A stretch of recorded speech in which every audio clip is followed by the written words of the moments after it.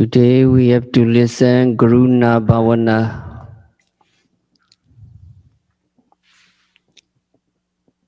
Buddha's Karuna.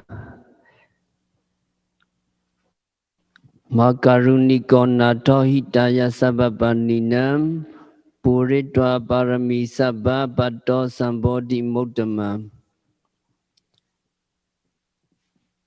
The Buddha who is possessed of great compassion fulfilled all the perfections for the benefit of all beings and reached the highest state as the fully enlightened one.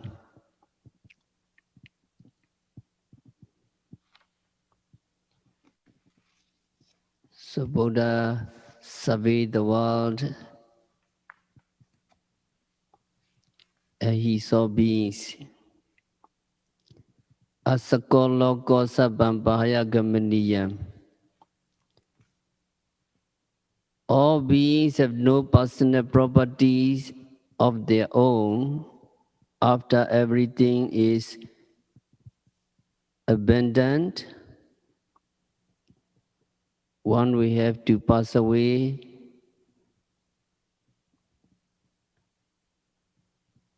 In this way, seeing and realizing in as such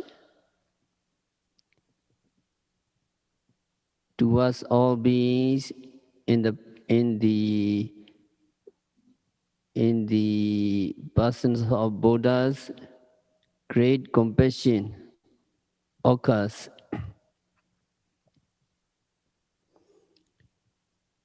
It is to say that beings have no personal belongings or properties of their own. As is universally accepted, everyone has his own personal properties. The only difference being the magnitude of the property or wealth, which may be plenty or little.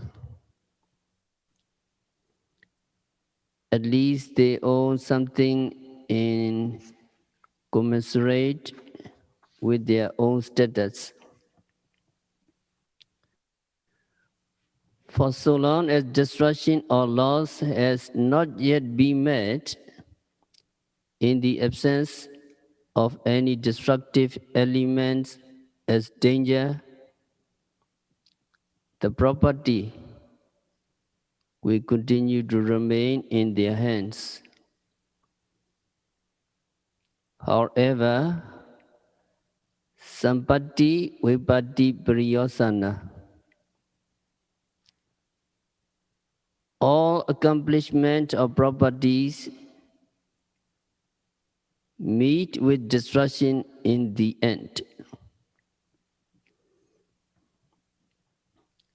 All accomplishment in connection with worldly matters, such as property and wealth, will eventually be reduced to nothing,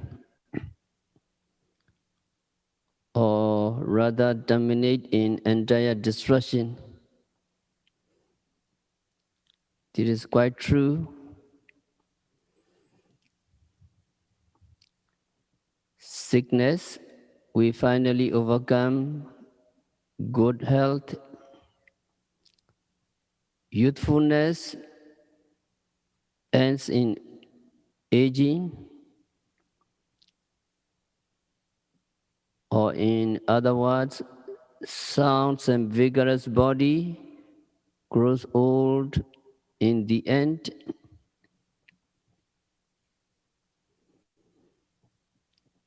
Though a person is fully accomplished with wealth, honor, or fame, nothing can be taken along with him on his death.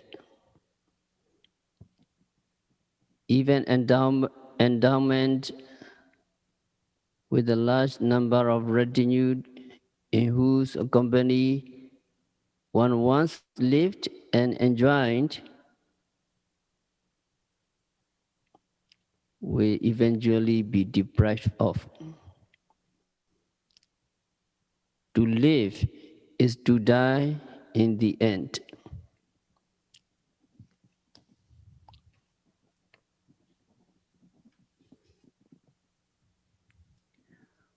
Moreover, everything that is good and pleasurable from the mundane point of view will in the end be dispossessed or deprived of.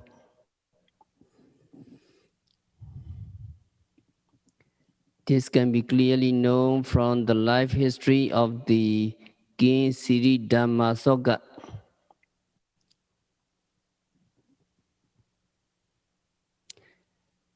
About 218 years after the pre-nibbana of the Buddha, that is about 270 BC,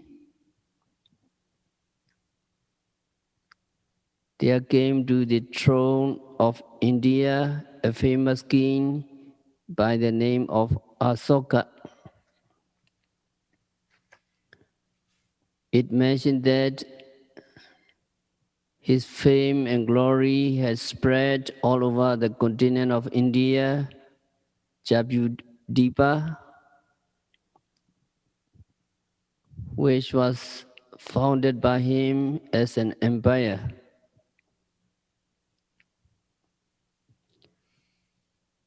When you go to pilgrimage, you may see some rocks and stone pillars.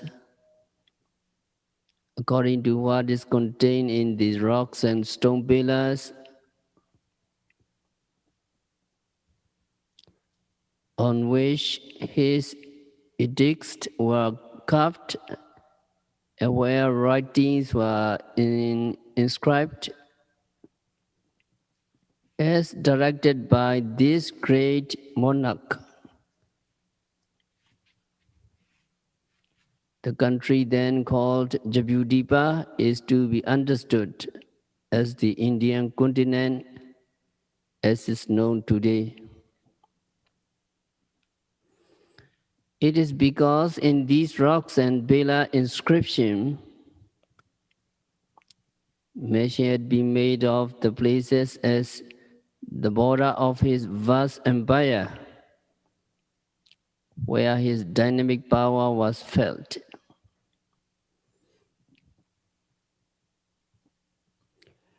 In those days, it was considered to be a vast domain. King Sri Dhammasoka was one of the greatest of India's kings.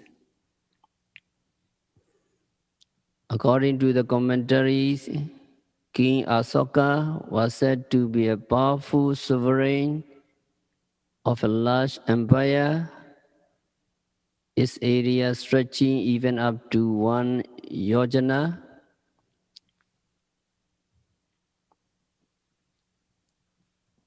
right up to the sky above. Although King Asoka was a benevolent dictator and an emperor with absolute powers, possessing immense treasures, at the time of his approaching death,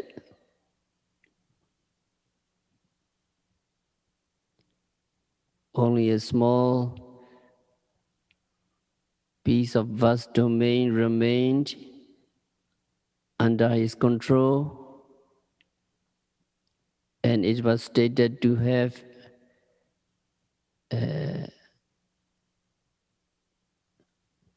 half of the size of the white plum fruit.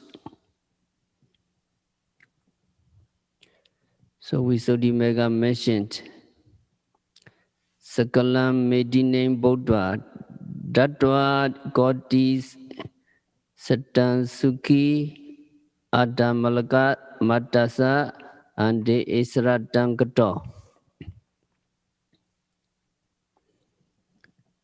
That means extremely rich and well endowed with prosperity and immense wealth.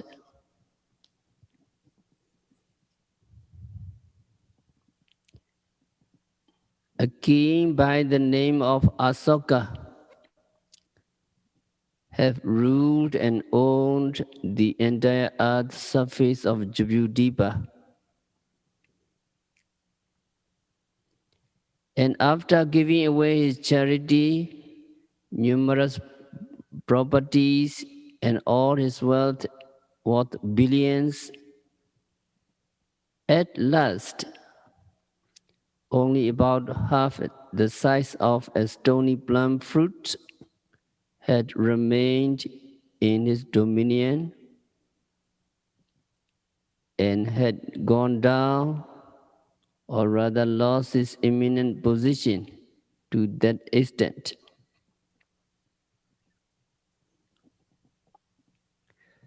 So the gist of it is that fabulously rich and powerful King Asoka, who had dominated over the whole continent of India,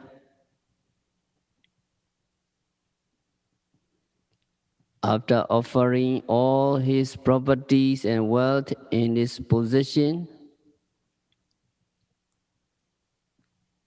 eventually had been reduced to the status of sovereign with dominion over only a patch of territory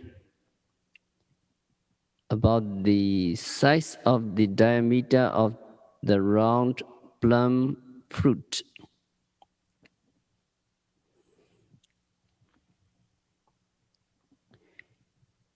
In the earlier part of his life, King Asoka was extolled as an extremely powerful monarch with sovereignty over the entire length and breadth of India, Jabudvipa.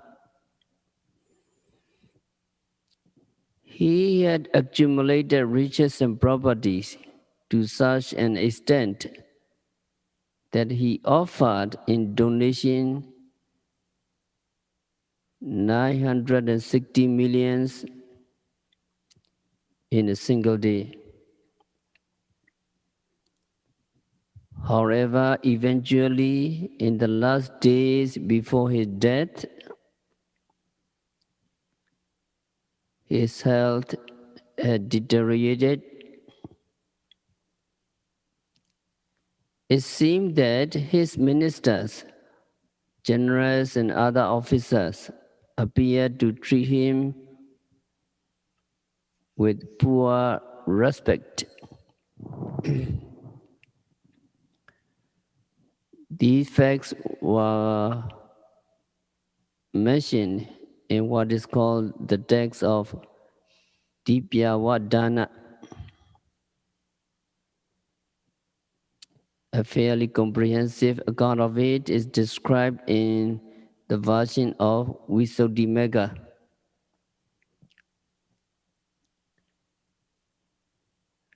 Now I would have to give you only a brief account of it.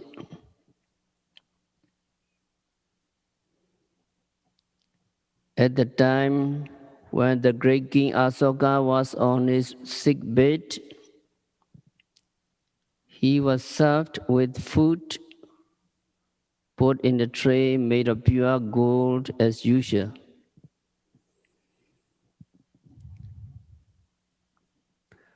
After taking his meals, King Asoka donated the gold trays, plates, and cups to the Kokutarama monastery.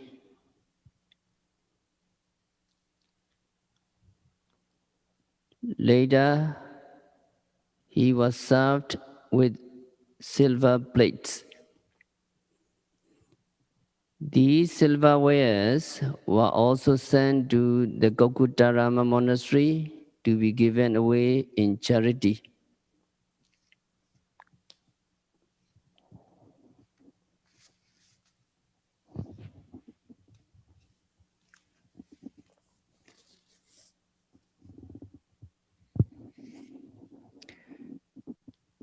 These offerings or gifts were stated to have been made to fulfill his main objective, to reach the value of his dana, charity, up to the total of uh, 100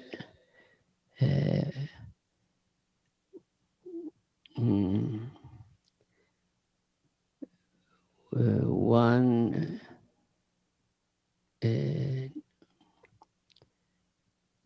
100 crores as the total value of gifts was then short of 4 crores, that is only 96 crores.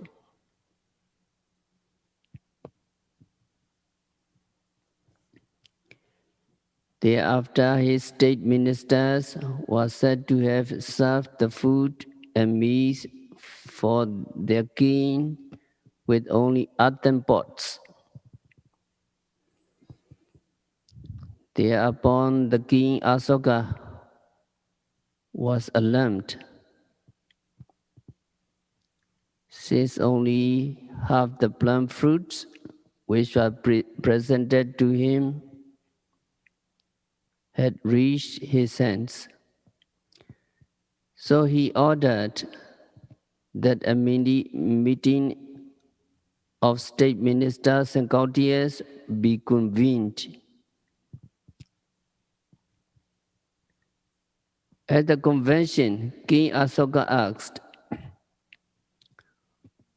"Who is ruling this country?"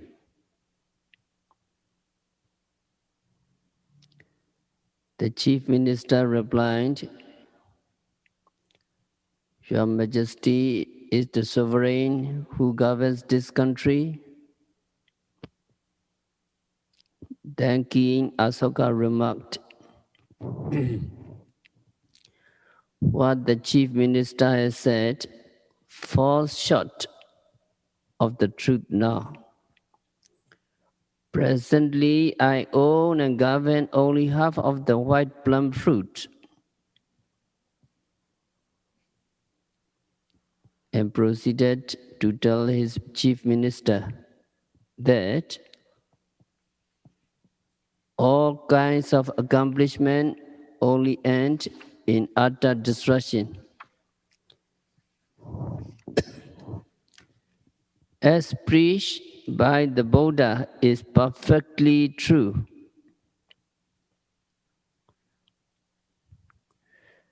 So reference can be found in Visuddhimagga. So the statement that beings have no personal property of their own, and when death occurs, everything we have to be abandoned, is really true and accurate. All that have been considered as one's own possession with great attachment had to be abandoned at the time when death ceases. Even our corporeal body with all clothes which is dressed up, we invariably have to be abandoned.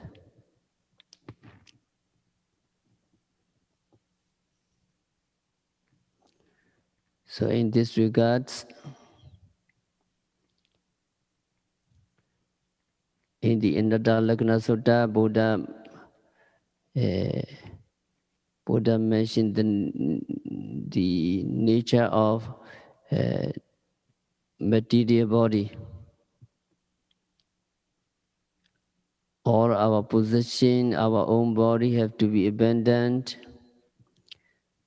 So in that Indadalakana Sutta, Buddha asked the 5 bhikkhus about rupa.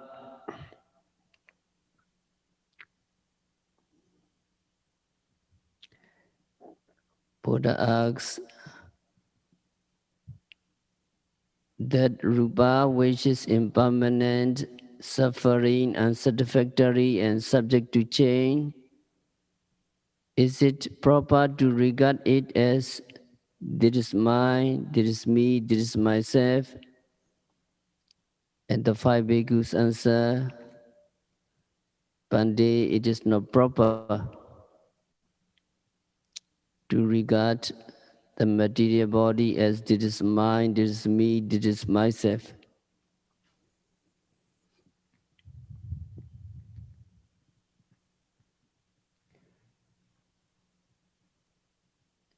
The practitioner or the bhikkhus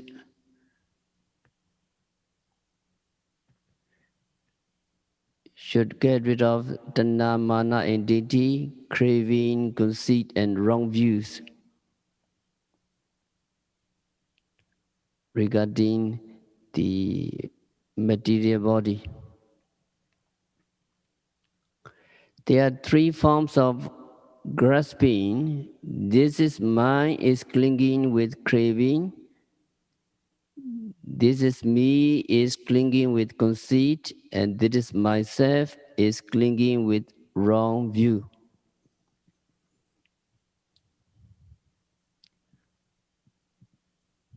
When one has taken delight in an object with craving, even if the object does not belong to oneself, it is grasped with craving as if it is one's own.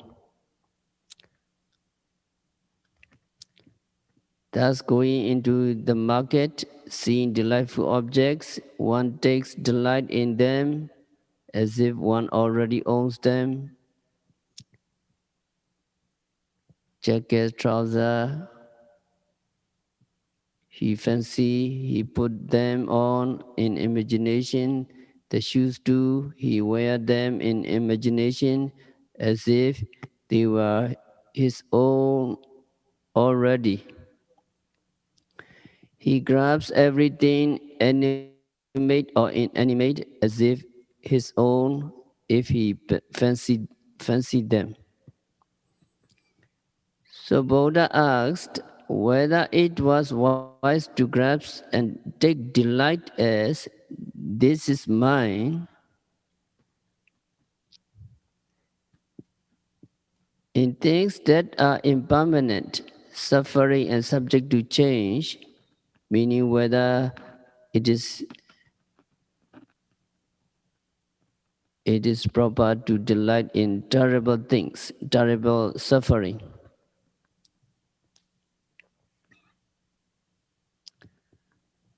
The material body, the rupa in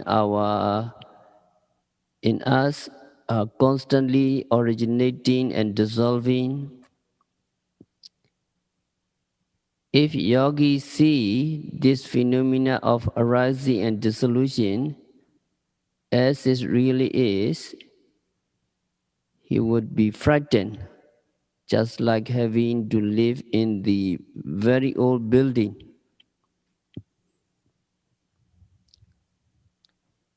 Even though feeling well and all right at the present moment, a change for the worse may take place depending on condition and circumstances. Once it is realized that it is not enduring even for a moment, always changing, and so terrible suffering, how could he take delight in it? Would anyone choose with great pleasure as one's life partner someone who is going to become a patient within hours or days or who is going to die very soon? No one would take delight in such course of action if he really knows what is about to happen.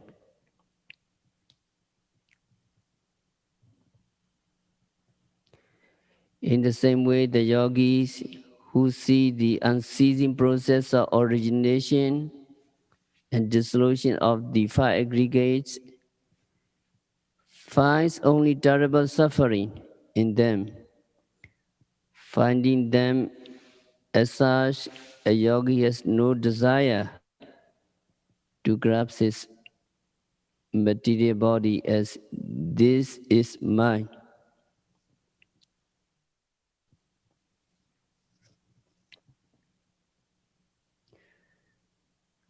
The five bhikkhus therefore answer that it is not proper to regard the material body as this is mine.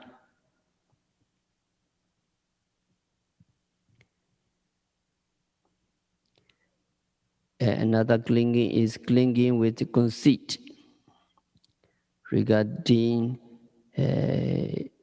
material body.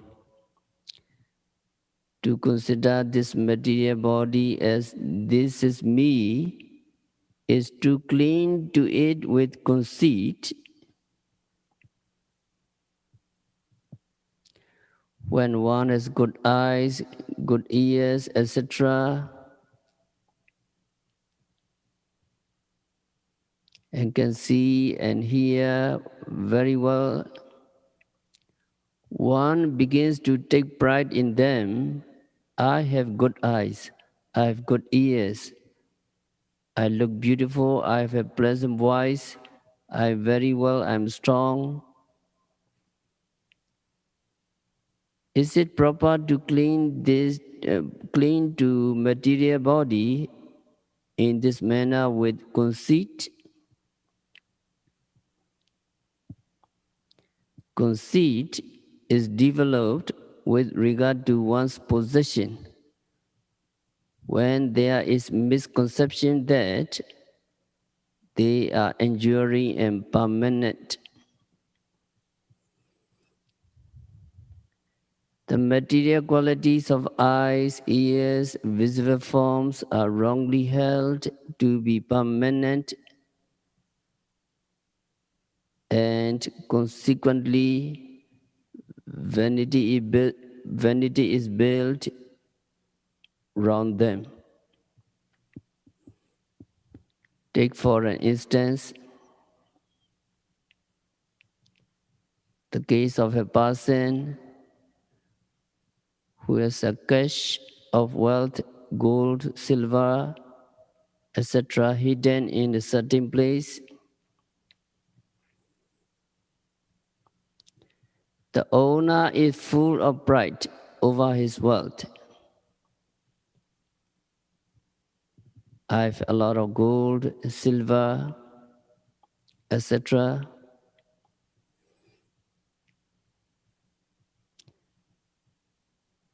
And one day,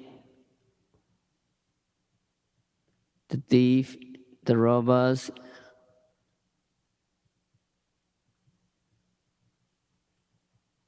took all his gold and silver. And when the owners know that his cash has been robbed or stolen, he no longer owns any rich properties. The bubble of his conceit gets busted.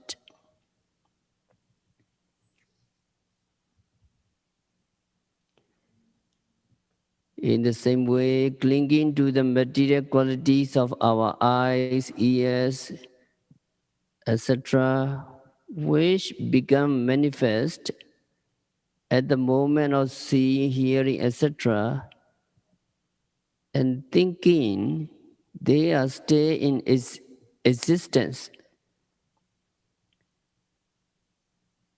Conceit is developed over them. For the yogis, who is always taking note of every phenomena occurring at the six senses, he or she knows that they all vanish after they have arisen and finds no excuse to show pride, as I have good eyes, I am beautiful, etc.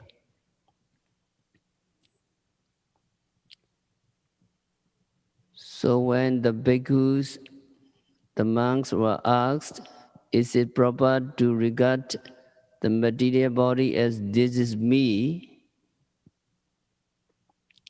Their reply was, no hitambandi, the Blessed One, it is not proper.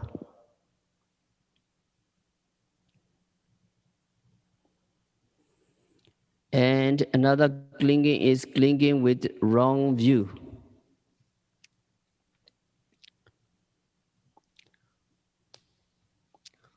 Holding on to the belief this is myself is clinging with wrong view.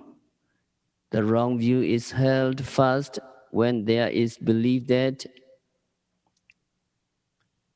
the rupa, the material body, is one's person is everlasting and amenable to one's control.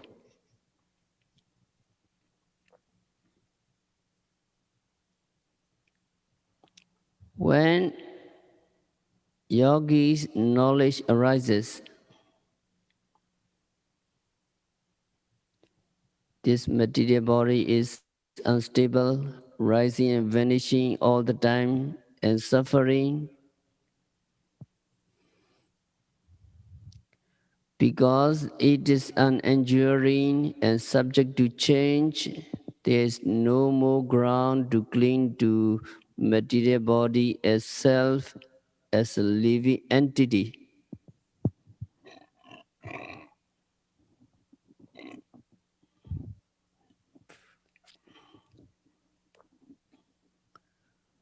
When yogis knows that material body cannot be controlled,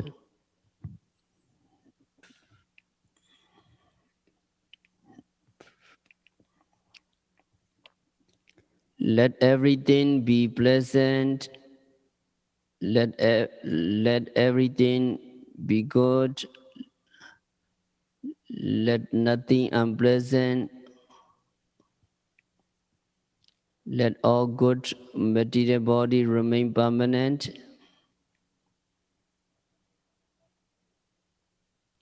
There is nothing for him to cling to as self, atta. So to the question, is it fitting to regard the material body as this is myself? The five monks, five bhikkhus replied, no hitambande, no the Blessed One. With this question, Buddha made it clear that when it is not known that it is changing every instant, rupa or material body is to be clung to as self. When it is known thus, there is no more clinging. So according to this question, changeableness at every instant should also be taken as characteristics, mark of non-self.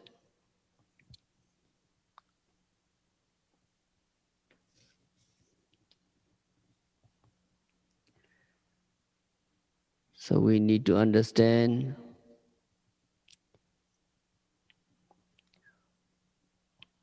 all that have been considered as our own possession with great attachment had to be abandoned at the time when death ceased.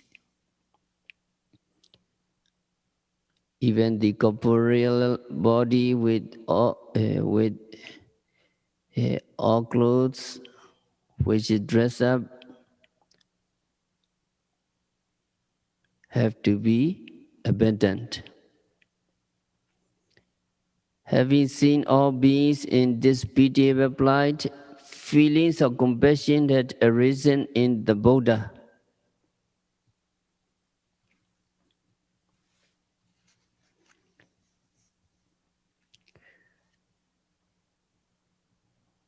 So we have to devote our mind to such beings, and we have to develop Karuna, compassion.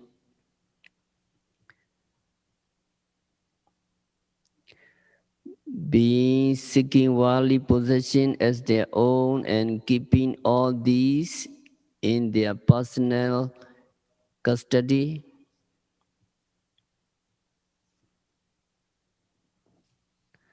though not actually belong to them, are in misery both in body and mind, and therefore are pitiable. So all beings may be liberated from such misery. So the motto covered referring to the state of condition as there is no personal private property. All things have got to be abandoned eventually.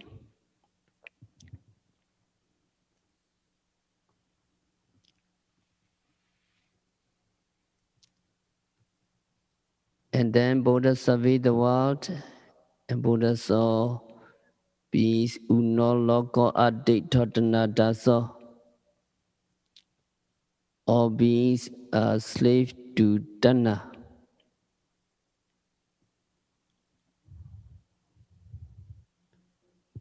The gist of this Pali phrase is that beings are not fully furnished or provided with everything. There's no contentment or satisfaction with what they possess. It is also perfectly true and correct. One may try to possess things which they are originally lacking, imagining at first that he will remain contented with what is available, sufficient enough for his present needs to live on. However, when things are obtained, they may still crave for more. One who is earning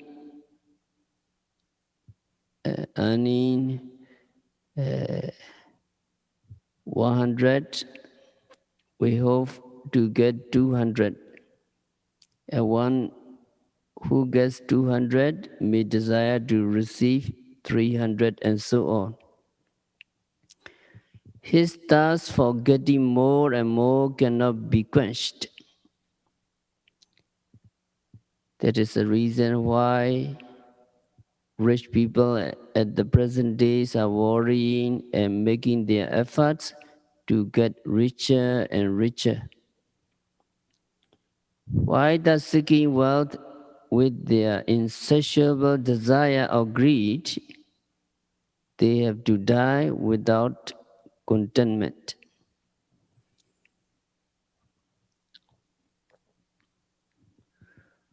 For example, any amount of rain, water, and waters from rivers and rivulets may flow into the vast expanse of the ocean,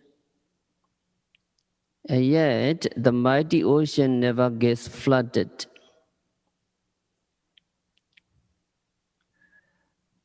Another instance may be cited: any amount of inflammable material may be poured into a burning heap of fire,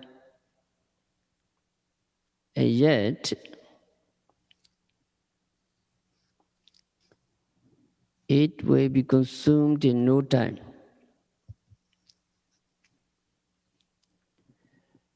Every time inflammable material is put in, fire swallows and burns all the more.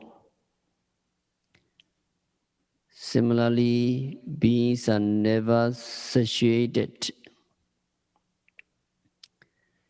This greed and discontentment is caused by the influence of tanha, craving. As impulsed by tanha, craving, beings go on striving to earn for their living.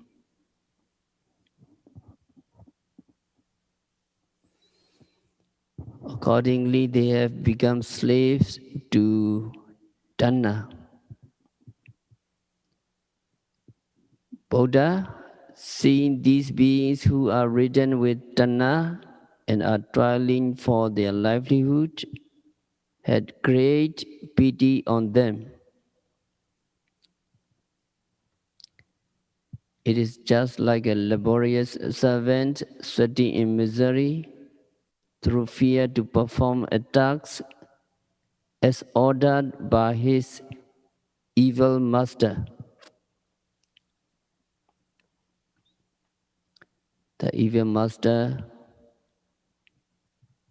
asks him, do this, do that, non-stop he have to do until he die.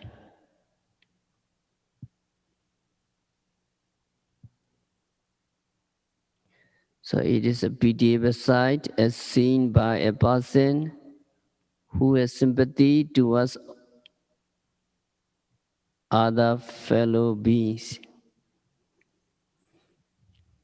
The motto composed for the purpose may now be recited. Unfulfilled desires are unsatisfying. All beings are, are slaves to Tanna. All beings become slaves to cravings.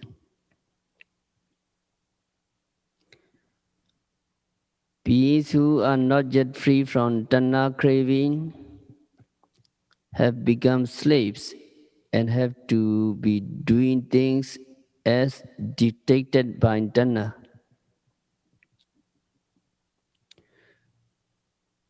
Ordinary worldlings are compelled to do the acts of killing if ordered to do so by Tanna. They are compelled to do the acts of daily life if ordered to do so by Tanna. Those who think they will prosper by resorting to killing are committing this heinous crime as prompted by Tanna. During the time of the Buddha, King Ajatasattu of Magadha assassinated his father Bimbisara, who was Sotapanna, because he was incited by Tanna, which craved for the kingly pleasure of life. All those worldlings not yet liberated from Tanna for having committed the five evil crimes that bring with them immediate retribution are now suffering great misery in hell. However, as Sotapanna is free from Tanna that can drag him down to four woeful states, Sotapanna will not go to woeful states because he is free from Tanna that can drag him down to Apaya. So he will abstain from committing vices such as killing, stealing, which can cause him to land in the woeful states. Nevertheless, for not being free from kamatana, passionate attachment, he stays in trouble seeking for sensual pleasures as stimulated or urged by tanna. And Sakadagami, once with tanna, is also stay doing things as provoked by the subtle form of kamatana. Even an anagami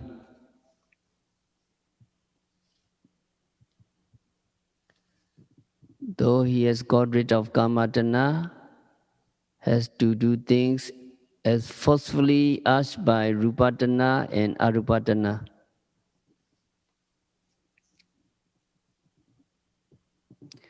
However, he has no misery physically and mentally because of that Tana. He has only Sinkhara Dukkha. As for an Arahant, having totally eradicated all kinds of craving, all kinds of Tana, he has been fully emancipated from the slavish bonds of Tana, craving. So compassion which has arisen in Buddha was simply because he found and realized that ordinary wildlings, Pudujana and Sikha individuals who, for not having been free from craving, are undergoing great misery as slaves of the Tana, craving. Among them, the most pitiable are the ordinary worldlings, taking cue from the manner in which Buddha has nurtured compassion. We have to develop Karuna compassion. So we have to develop Karuna compassion in this way. May all beings who are in misery and are discontented for not being able to fulfill their desires, thereby becoming slaves to Dana.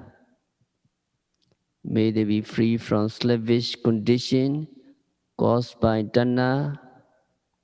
May they be liberated from misery.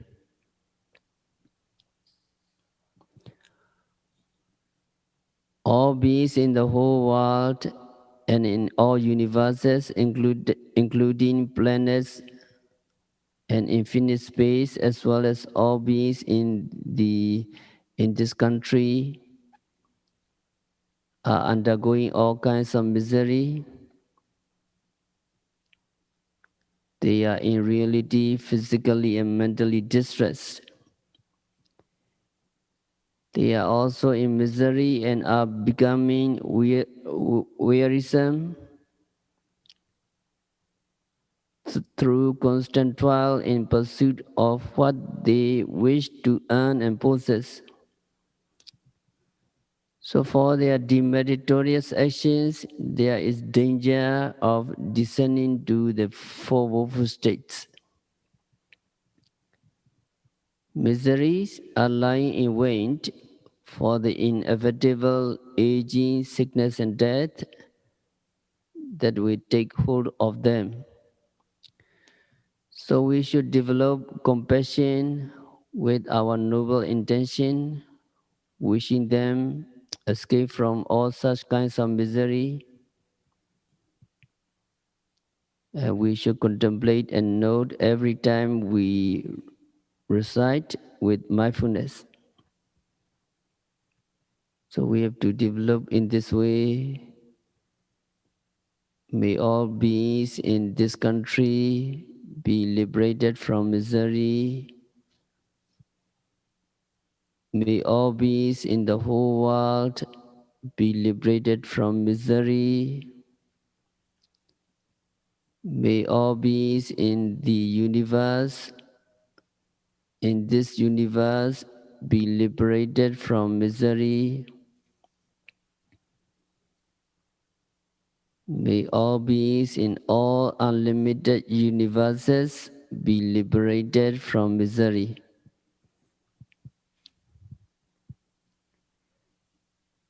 So in the Mahabharata,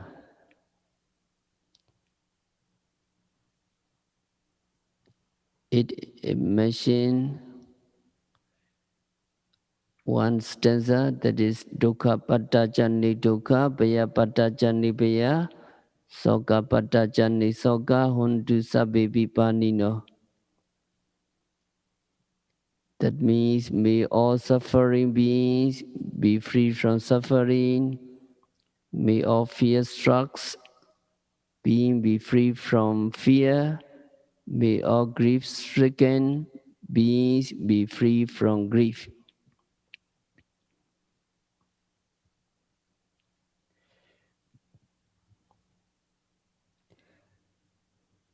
So we have to do compassion. Rudy, follow me. May all those individuals in distress be liberated from misery. May all those individuals who are meeting with danger be liberated from danger. May all those individuals who are in anxiety be liberated from all anxieties. So we wish to mention something about the manner of developing compassion in connection with the occurrence of Karuna Samapatti knowledge, which is self-appreciated after being known and realized. So next week we will continue compassion. So we have to stop our discourse for today. By virtue of having successfully learned and borne in mind this Karuna Bhavana with Dhamma Savana Kusala Kama, those practitioners who have just listened to the sermon to be able to practice and develop compassion to the best of your ability, and to further develop and practice vipassana meditation through contemplation and noting the arising phenomena of psychophysical process, and finally attain the noble nibbana, the state of cessation of all miseries and eternal bliss, with your much cherished Megajnana and Palajnana as speedily as possible.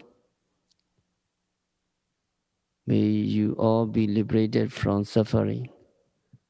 Sadhu.